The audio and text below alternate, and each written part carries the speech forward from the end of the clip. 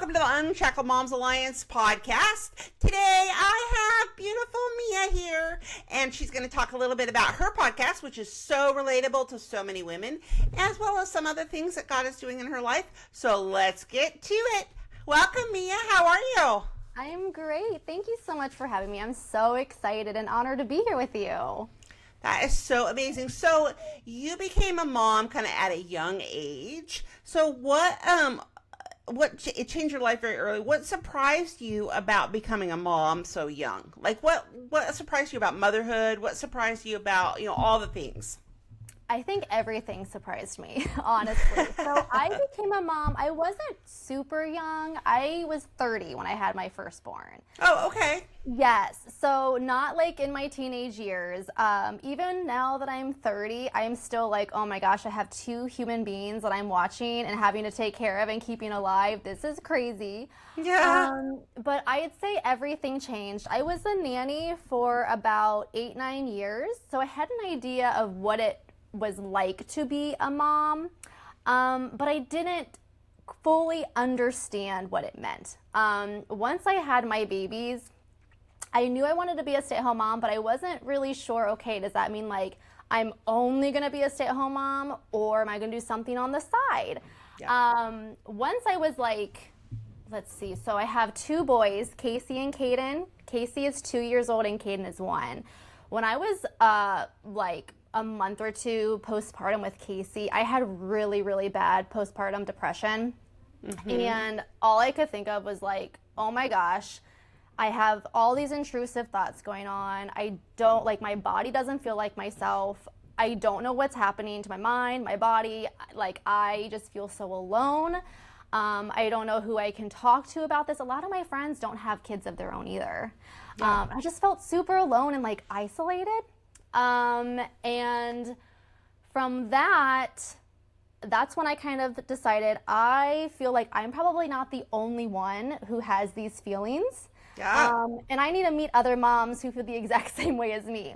So I created my podcast, Daily Bread and Dirty Dishes, all based off of finding beauty in the mess and in the chaos of being a mom, and helping other moms feel not so alone, because motherhood can feel very isolating. So my job, my ministry, I should say, and my mission is to help other moms just hold their hand and say, hey girl, you're not alone. I feel you. We're in this together, this chaotic mess together.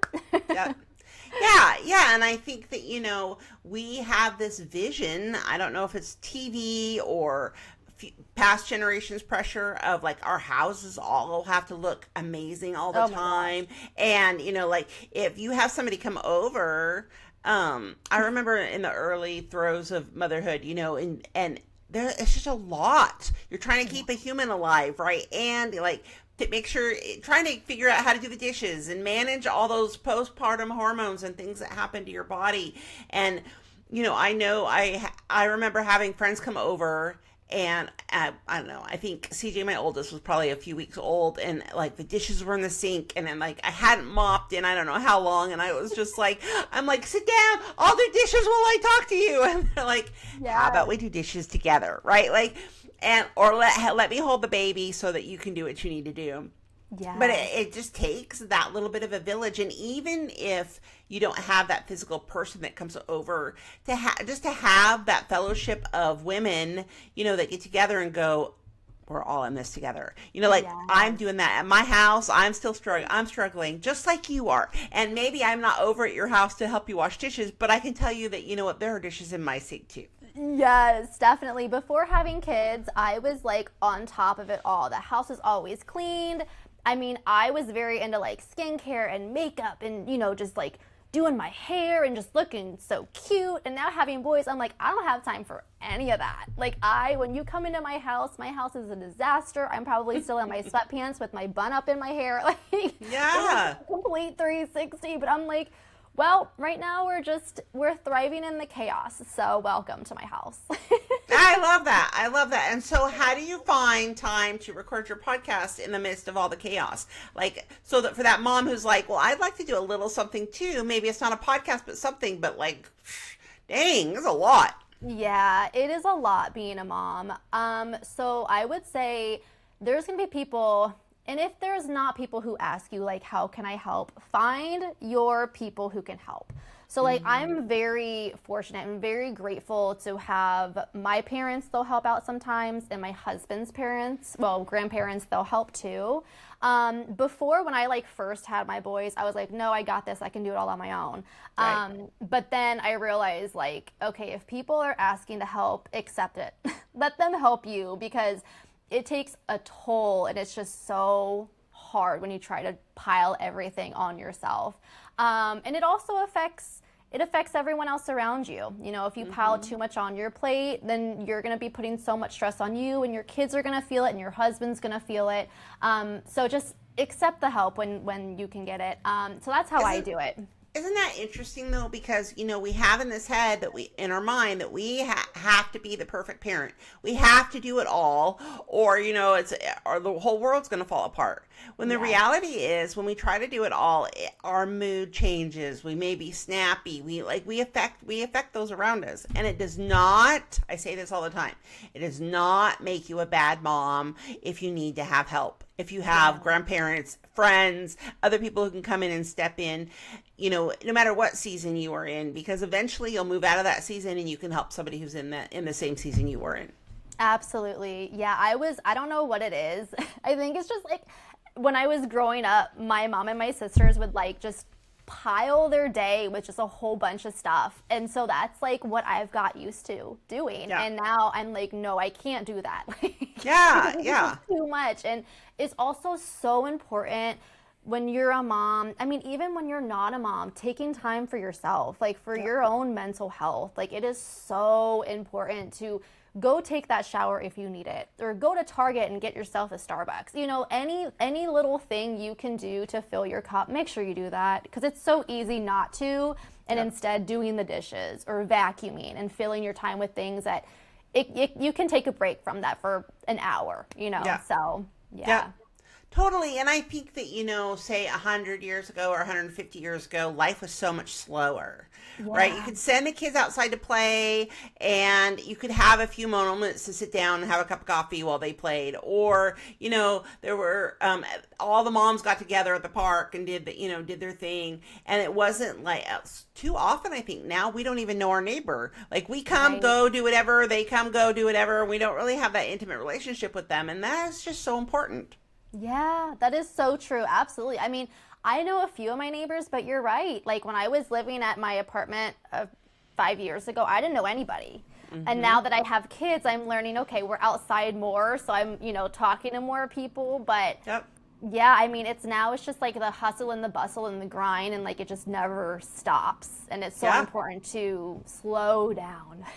Yeah, exactly. Which is so hard because everything in our world says, we have fast food, we have fast computer, we have AI, we have like all the things to like keep propelling us forward.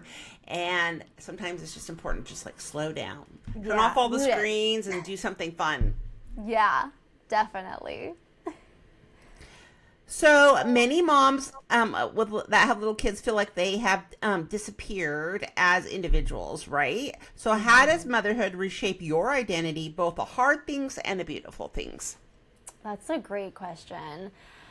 So I would say motherhood has helped me become so much stronger.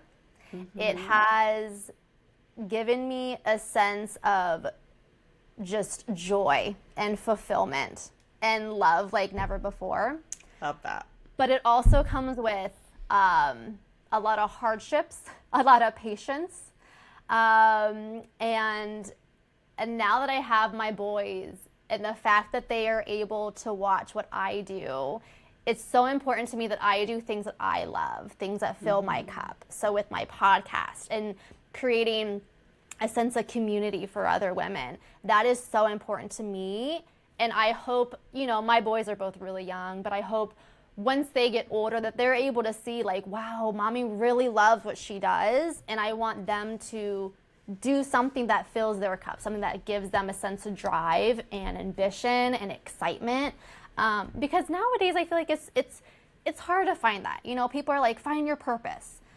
find something that's gonna light you up. And it's hard too, because when you graduate high school, people are like, what are you gonna do when you grow up? We're gonna go to college, what are you gonna do? And yes, and it puts you kind of in this box, and it's like, I don't know, like for me, I have such a creative side that I'm like, I don't know what I want to do. Like, I want to do everything, Exactly. And it finally, after I became a mom, is really when I found, okay, who is Mia? Like, I am so many things. I'm not meant to be put in this box. Nobody's meant to be put in a box at all, because we flourish off of so many things. You can be a doctor and you can be a teacher if you want. Like, you don't have to be just one thing.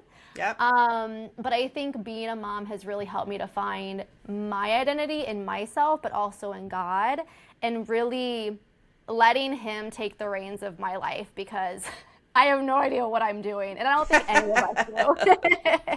Yes. But I was talking to a mom earlier, or not a mom, but a woman earlier today that was talking about how she says every woman has that same little girl inside. Like, no matter how old you get, that little girl is still in there going, with all the same desires and hopes and dreams. And, it doesn't matter if you're 25 or 35 or 45, you still are like, I'm not really sure what I'm going to do with my life, right? Oh, right? yeah. Like, I don't even know. Like, Yeah. could we just sit back down and play Barbies for a while or something? Right.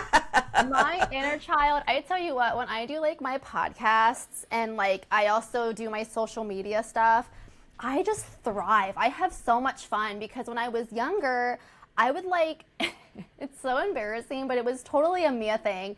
Whenever we had like birthday parties, like if it was my sister's birthdays or my mom's, I would literally put together, like, choreograph a dance to some kind of music.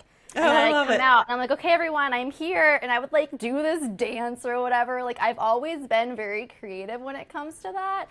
But it's funny, because now being older and in my 30s, I'm able to see like little Mia shining in a way, not necessarily performing for birthdays, but doing my having my creative side come out. So, yeah. I love that. So you were creative even as a little girl. Yes. And Fun. it was more so, it wasn't like drawing, or like art, like like painting, that it wasn't that type, but like dancing and singing. Like, I was in choir, I took dance lessons, so like that kind of art I was very much into. I tried soccer and I'm like, no way, I'm not running unless someone's chasing me. No, thank you. Yes, exactly. So yeah, I was very creative as a kid. Yeah. So I know I can totally relate to that. I know I was in charge of creating Annie in several different plays, and we put it on these big performances for the whole neighborhood. So I totally love get that. That's so fun. And see, now you're doing your podcasting, and that's also a sense of a creative side too. Absolutely. Yeah. And I just like, and I think you're the same, like very social. It just is so, Yeah. I just get honored that I get to talk to all these different people and all the amazing, incredible things that they're doing and the contributions that they're making to the world. I just love it. It's so fun. It really is awesome. So, yes. I know. Podcasting it's the best. Meeting people from all around the world and being able to connect and come together is just, it's a beautiful thing. Yeah. I love it. Some of my closest friends now are ones that I podcasted with. Hey, I love that.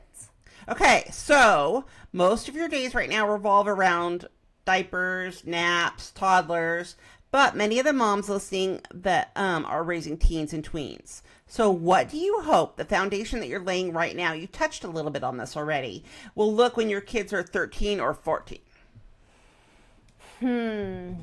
So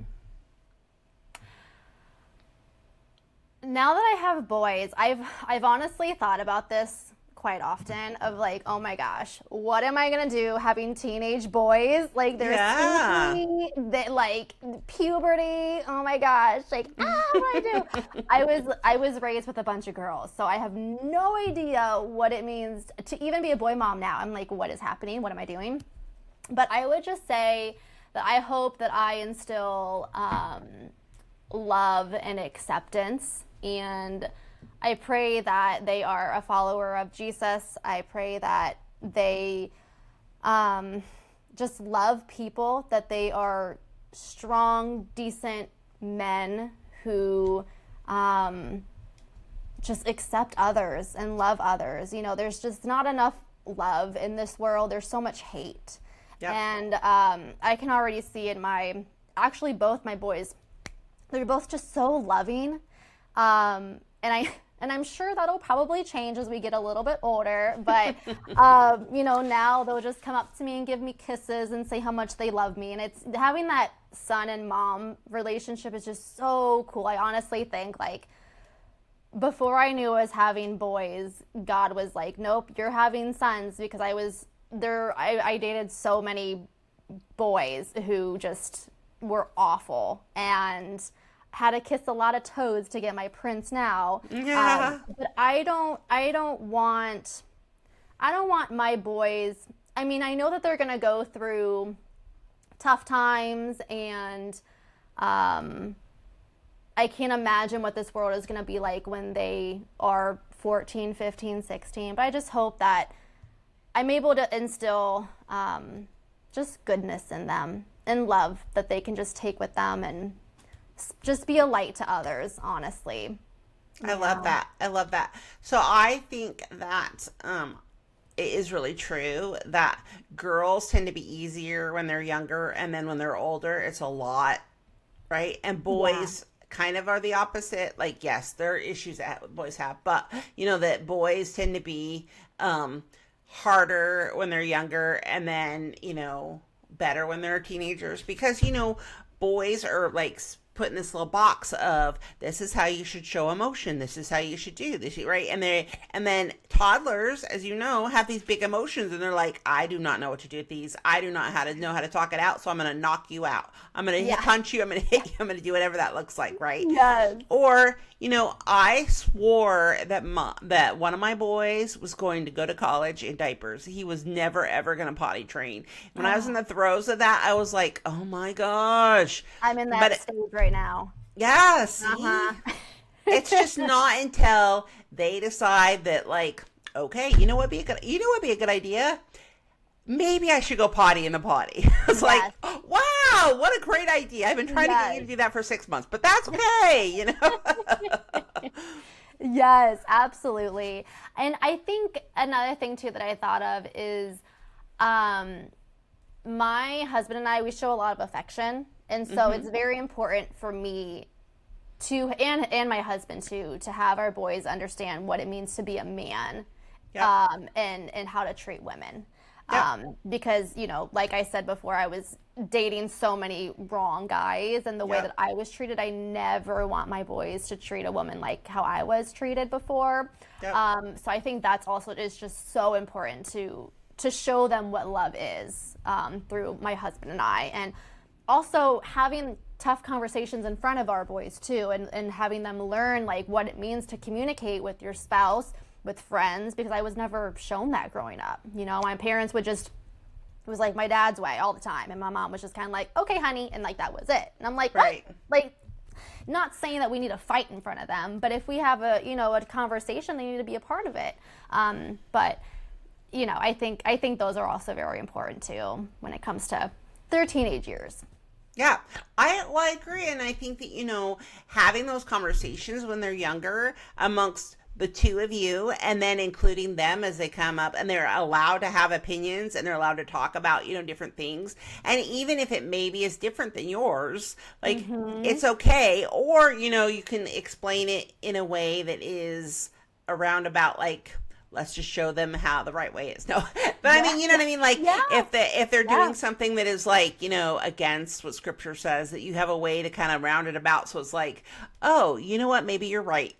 Yeah. Maybe I should do it God's way, you know? Yeah, absolutely. We even have the conversations now because Casey, he's going to be 3 in August. So he's like my little three-nager, right? So he is very strong-willed. he wants things to go the way he wants them to go, and I'm like, Yep. son, I get it. Me too. Like, I get it. Right? But Yeah. I try to like meet him halfway there, because it's like when he's having a freak out moment, like us adults, us moms, we also have freak out moments too. It may not be exactly like how they're having it, but inside our minds, inside our hearts, we're also freaking out too. So I think it's important, even when I make little mistakes, of if I yelled at him and I handle things wrong, I try to like have a little conversation in a way that a 2-year-old can understand, of, hey honey, I'm so sorry I yelled at you. I was just frustrated and my emotions took over. You know, Yep. having just small little conversations like that really can build on to just who they're going to be when they get older. Yeah, I love that you model that, because that is so important. Those are skills that are learned. They're not just, earned. Yeah. And it's not a matter of, mommy's always right, daddy's always Yeah. right, and you just fall in Right. line and do whatever I say. Right. It's like you get to be a person. Like Yes. God has given us this person, and we're going to respect you and what you think as well as us, right? Absolutely. Yeah, definitely. So good. So good. Okay, so if you could down with a mom who's 10 years ahead of you in motherhood, what would you want to ask them? Oh my gosh. I'd probably ask, how did you do it all? How did you do it all? Because I am just struggling. Yeah. I mean, it's like life and work balance. I feel like there's not necessarily like a balance. It's more of just like a rhythm. Yeah. And some days I feel like I'm getting a lot done, and other days I'm like struggling and I feel like I got nothing done. Yeah. But probably just, how did you do it all? And yeah, probably ask, I think a lot of times people also say like, enjoy the time when they're young.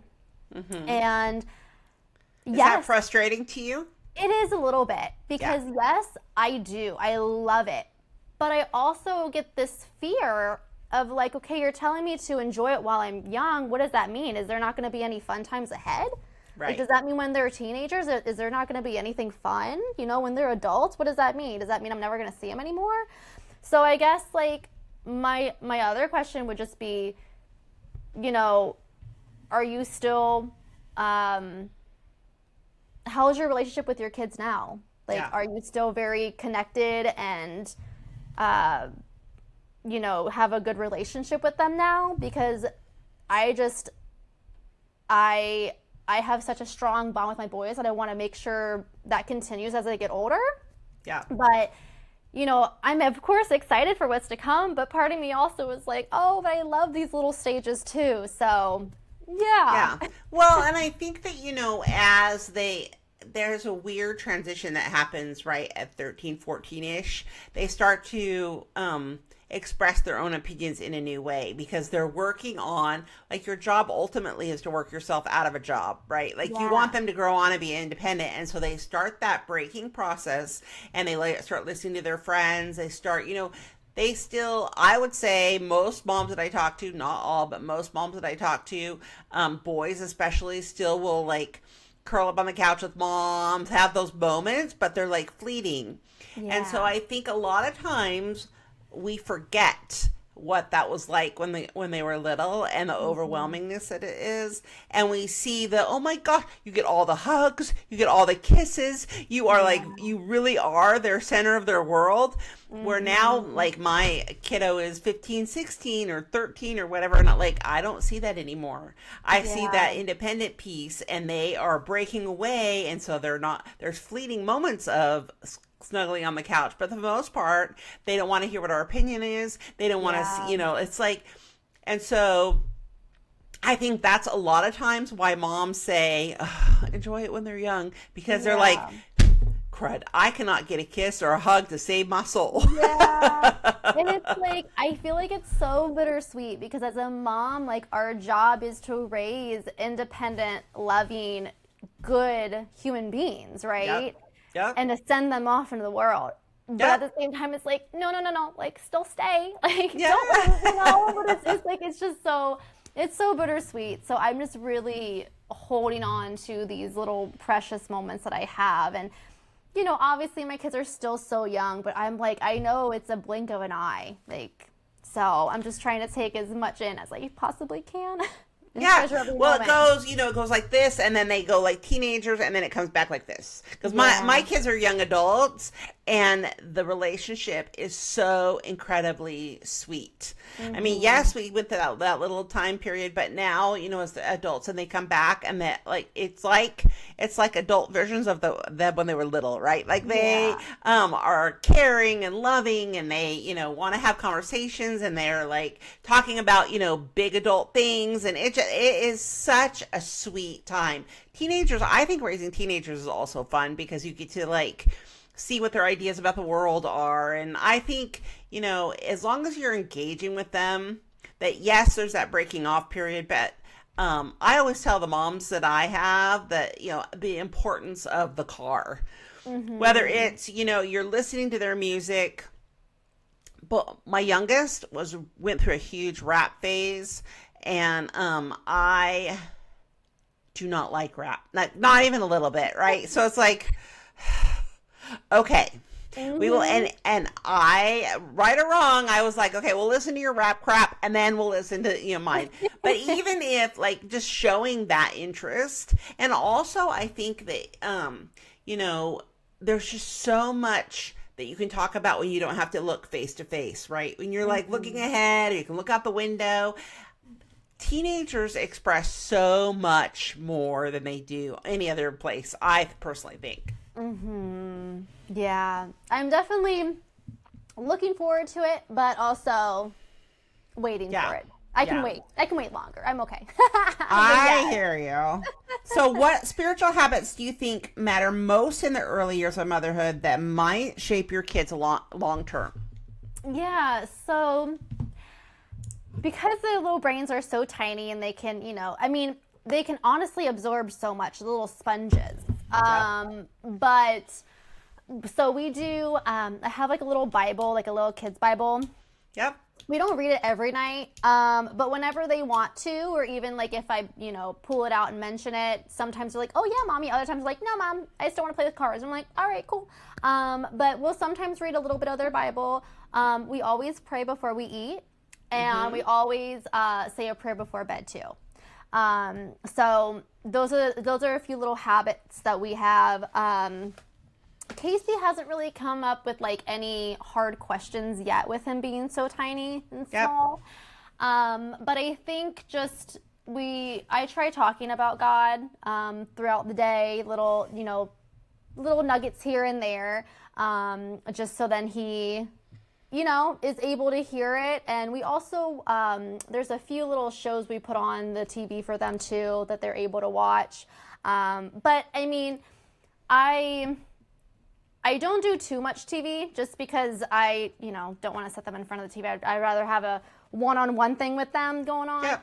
But yeah, I mean, I think the biggest thing for us is just like praying and talking about God, just, on the day-to-day basis. And once the questions start coming in, then I'm able to answer them as best as I possibly can. But I know my sister, she was saying how her daughter has started coming to her about like the hard questions, and my sister's like, I don't even know how to answer these. And I'm like, yeah, I know they're coming for me too, but her daughter is 6 years old, so we still have some time, but we're just waiting for those questions to come. But we're going to be moving churches because we live in a townhouse now, and we're getting our first home, which I'm like, Yay, that's exciting. I'm so excited. Yeah. So, once we get, into our house and everything and all established there, there's a few churches I want us to check out. So once we do that, then also getting them involved in a church too, I think is also very, very important. So I love that. Okay, so let's talk a little bit about nervous system,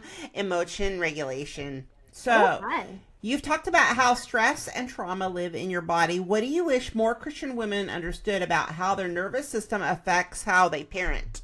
Oh my gosh. So I am I'm a very anxious person. I get very overstimulated very quickly. So for me, what helps me a lot is eating healthy. I I do a really poor job with skipping breakfast and just going straight to coffee. But I've noticed when I do fuel my body, it helps tremendously. And also drinking a lot of water, because I do not drink enough water. I know that for a fact. And I just fill my body on caffeine, and then that makes my nervous system go crazy. Yeah.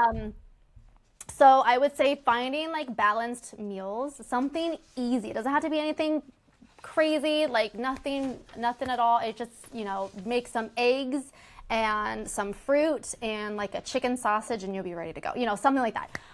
So eating healthy, definitely. I would also say too, I find it very helpful just to breathe. So there's many moments during my day when,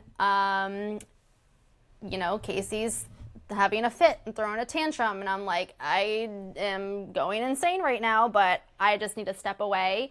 Stepping away can be one of the best things you can do for yourself. Otherwise, you're yelling at your kid and you don't mean to, and then they're yelling, and it's just not a good combo, and then you have to settle yourself and your kid down and relax. But I would say if you need to take some time to breathe, do that. So I find it easy to breathe in for 5 seconds and then release it for about 6 to 7 seconds. And if I need to do it a couple times, then I will. But I just go into my kitchen, and so then no one's around me, no one's touching me, and I do my breath work, and then I find that kind of helps me calm down and helps me to kind of center myself before handling Casey.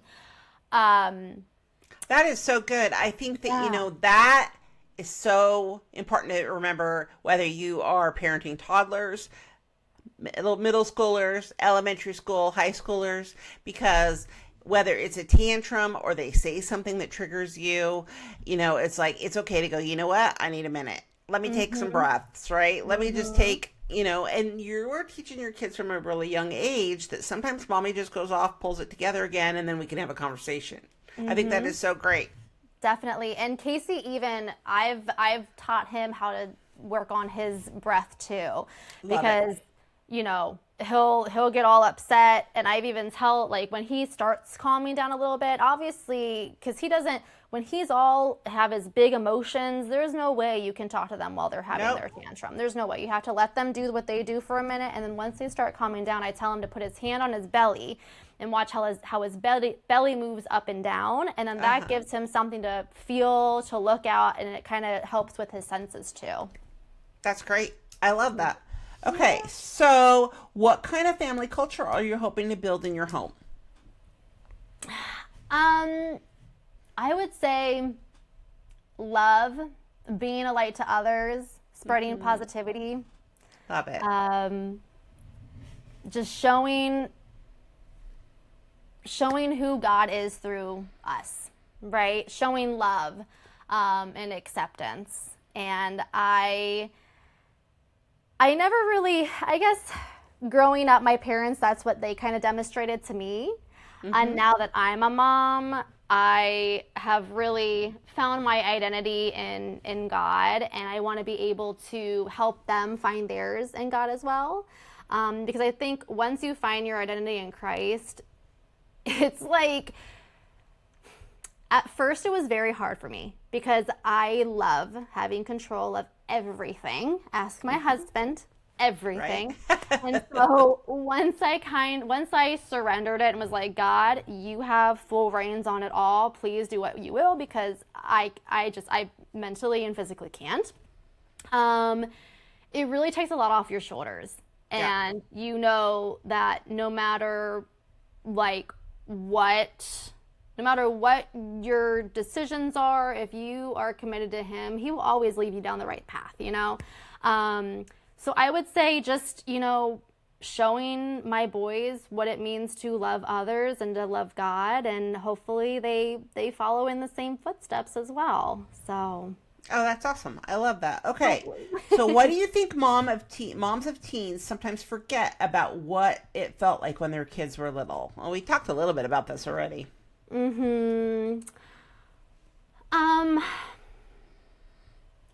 think it can be I think it can be difficult to forget how things were when they were little, because so much time has passed, and because now that they are teens and they make up their own mind and they always think that they're right, that it's probably very hard to it's probably hard to remember what they were like, right? Yep. So I probably, obviously, since I'm not there yet, I probably think for me, I love having pictures, and I love printing off pictures and putting them all over the house. So even when they're older, I think I still want to have pictures of them when they're like little, right? So taking some time to like go through those memories and reminiscing on like the good time, not the good times, but when they were little, you know, and how sweet they were and how cuddly they were.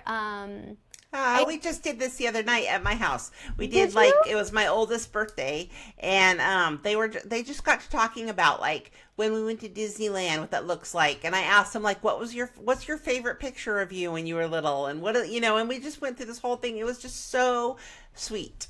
Yeah, I think that's so important, just to reminisce on all those sweet times together. Yeah, because I think, again, our lives can get so hectic and so busy, and we just don't ever have time to just sit. And our minds are always going all over the place 24/7. Yep.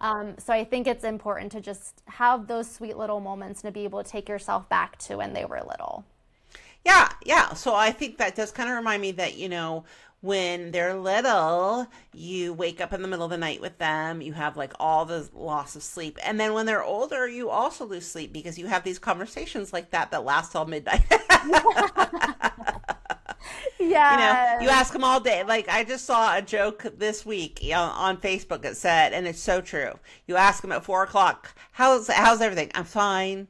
6:00, I'm fine. 8:00, I'm fine. 11:00. Okay, sit down because I'm going to tell you about all the details of my day now. I'm ready now. I'm ready. That's funny. It's so true. So true. Yeah, I know my mom, she, we would keep her up when we were babies, but then my mom would always worry. Anytime we were like out, she would always make sure she was up until whenever we got back home. And I'm just like, oh my gosh, that's gonna be me. I'm gonna be up till like 1:00 in the morning waiting for them to come home, Oh yeah. Well, with my boys, I did not do a curfew.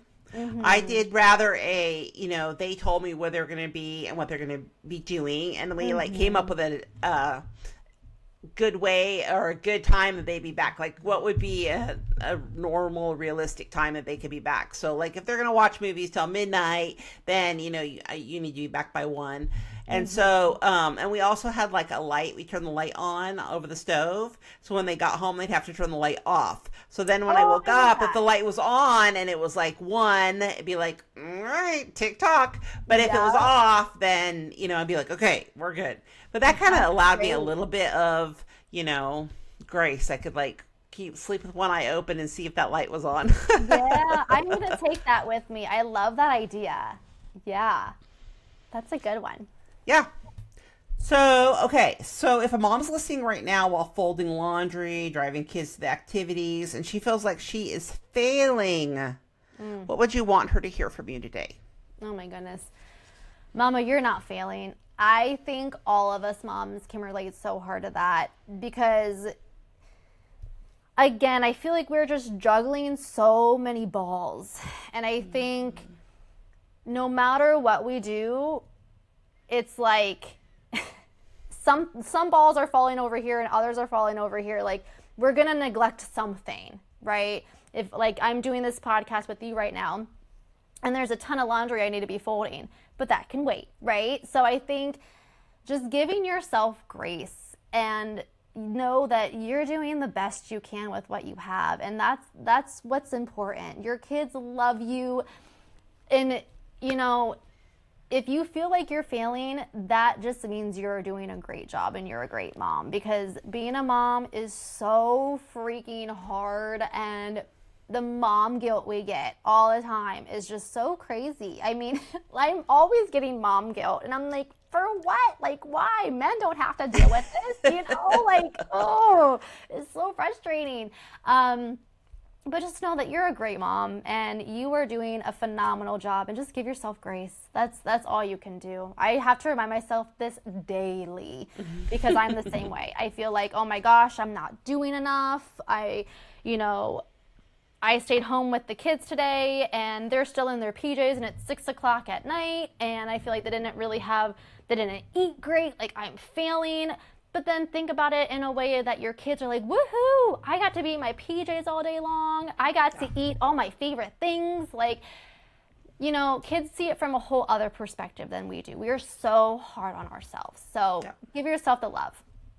I love though that point because, and I make that as well, is, you know, if you feel in a really weird way, if you feel like you're failing or you're really critical of yourself, it really does mean that you care about your kids and that you are a good mom. Not that, you know, not obviously if you're obsessive about it, but like if just that general, like, oh my gosh, what could I do better analysis? Yes. Like, oh my gosh, your kids are in the PJs all day until 6. What am I going to do? Right. And really going, okay, wait a minute.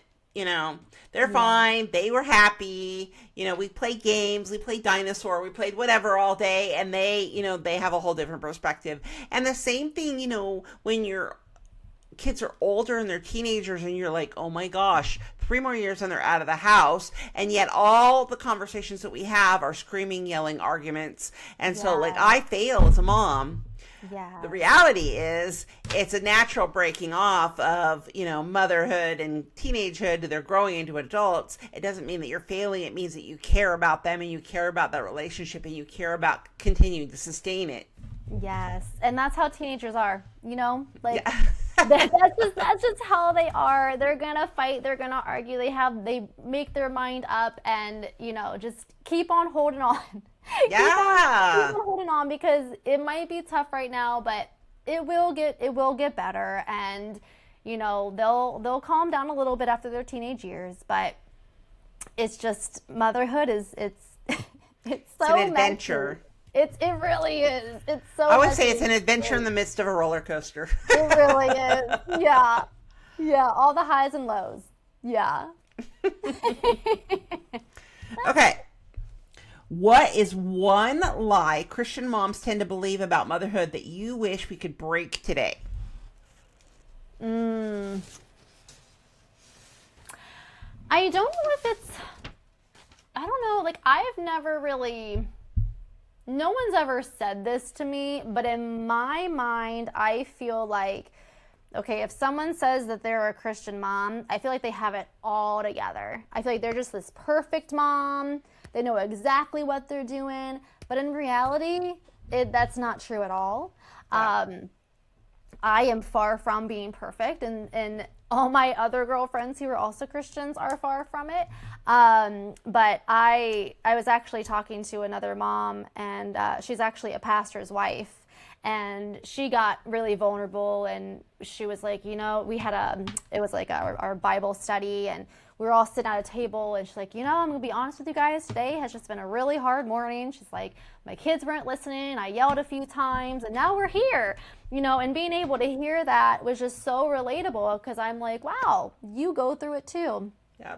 So I think just being able to understand, like, all of us moms, no matter how old your kids are, all of us moms are in the thick of it somehow, some way. And nobody is parenting their kid perfectly. Yeah. And I am sure that there's going to be a mom that you're going to talk to who also was screaming at their kids and having a hard morning because that is just the reality of it. But there is no like perfect Christian mom.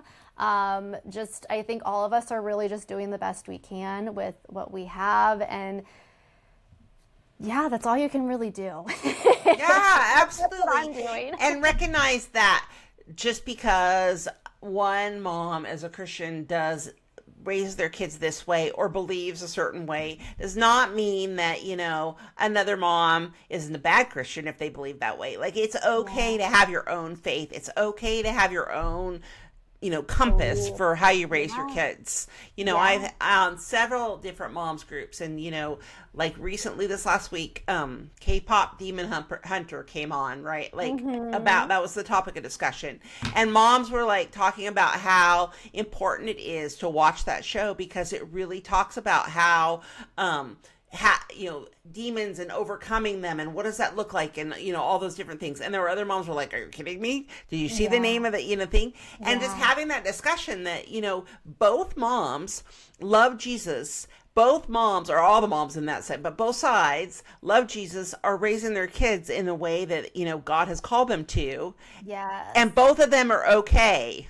Yes. Absolutely. I mean, isn't that how it is with just life in general? And not everyone is going to have the same perspective, the same viewpoints, the same belief. Like, everyone thinks differently than you, everyone feels differently. So it's just like also being able to meet people where they are too, and hearing what other people have to say as well. Mm-hmm. Yep. Um, yeah, I think that's so important. Mm-hmm. Yep. Yep. And I know this is controversial to say, but I'm okay with it. But it's my podcast. Say But it. anyway, I think that it is important to also expose your kids to different cultures, to different ways of thinking, to different, it's, I personally don't think it's, as a Christians, we should grow up just in that little Christian bubble, because Mm-hmm. what happens is once the kids graduate, the bubble pops, and then they go on and they see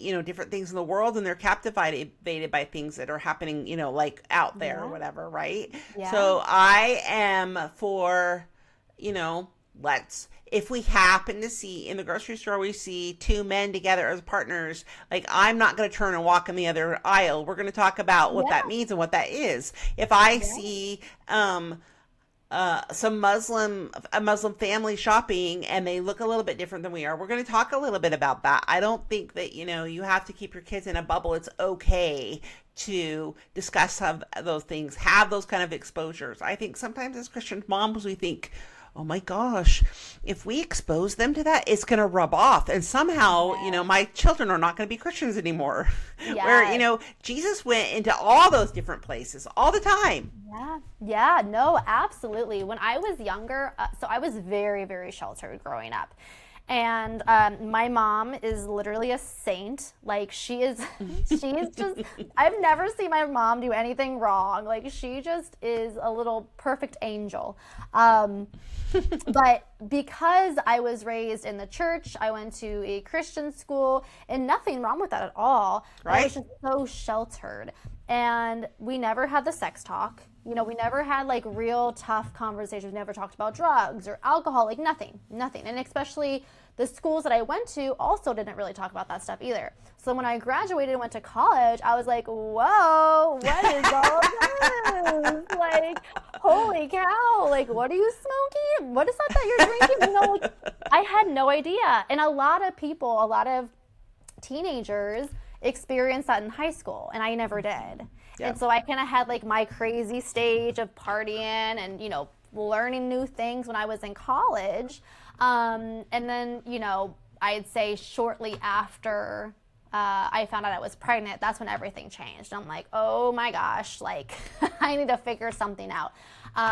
But yeah, I mean, I think it's so important to have those tough conversations with your kids and, answer the best you can. But I definitely don't want to shelter my kids like how I was, Yeah. just because I went on different paths that if I wasn't sheltered, maybe I wouldn't have gone on. So, and maybe I would have, because I'm very stubborn and I learned things the hard way. So I Yeah. don't know, but Same, yeah. same. So how did your mom, because I have a lot of moms whose kids have made choices as teenagers that maybe don't line up with their Christian faith. So how did your mom support you during that time that maybe you weren't living the way that she felt like as a Christian young woman you should have? Yeah. So my mom just, she honestly has loved me unconditionally. I, anything that I did, anything that I will do, she will love me no matter what. And I think that's exactly that's just how I want to be with my boys because I know they're going to mess up. I know that they're probably going to go down paths that they aren't good for them. Yeah. But I would say, yeah, that was the biggest thing for my mom. I mean, I gave my mom so many headaches growing up. She would have migraines because I would do things and she's like, oh my gosh, my child, like what's happening? She was just like this goody little two shoes, just so innocent, and now she's a completely different person. But I always knew at the end of the day I could always go to my mom. Anything I needed, she was always there for a hug, always. I mean, nothing I could do wrong in her eyes. She would love me regardless. So just keep loving your kids no matter what. And no matter what my boys decide to do as they get older, I hope that they always know that my love is always there for them and that they can always come back to me no matter what. So, yeah. I love that. That was my mom. That's amazing. Yes, absolutely. Yeah. So I am so grateful that you were here today. Talk a little bit about your podcast as we finish out. Tell us a little bit about when, where, the how, and then if you'll send me the link, I'll put it in the description so anybody can check you out whenever they need to.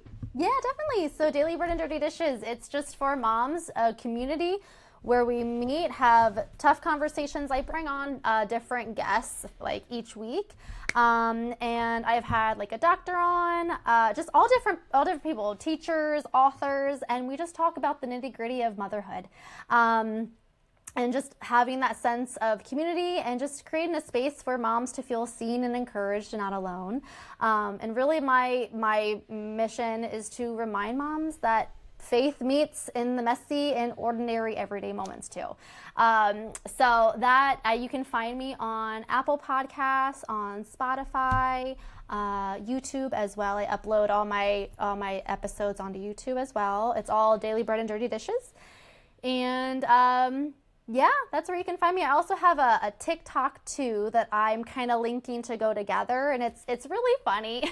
I kind of just started it just for fun. And I've been having a blast with it, but it's called Mia's Daily Reminders, and it's where I jam out in the car, like having jam sessions, and I have like a daily reminder every single day. And so that's really fun too, to just kind of help people feel not so alone. Because I think especially when you're scrolling TikTok, when you're scrolling Instagram, it's so hard to not compare. It's hard to, see other people and think like, wow, like maybe I should be doing this, or just kind of spiraling, right? Having that like doom scroll. So I try to just spread light and love through my TikToks as well. And I think it's fun to do the two because with my TikToks, it's just Mia being silly. And then my podcast is kind of more, not necessarily like a serious Mia, but it's just a different light. So bringing them together is just a lot of fun. I love that. Do you have a Facebook group? I do not. Well, actually, I did start that. I haven't really done anything with that because I don't have a lot of followers in that yet. But that is something that I do want to start eventually. Mm-hmm. All right. Podcast, definitely. Facebook group in the future. Yeah. Thank you so much for being here, Mia. We just really appreciate having you on. Absolutely. Thanks for having me. This has been so much fun.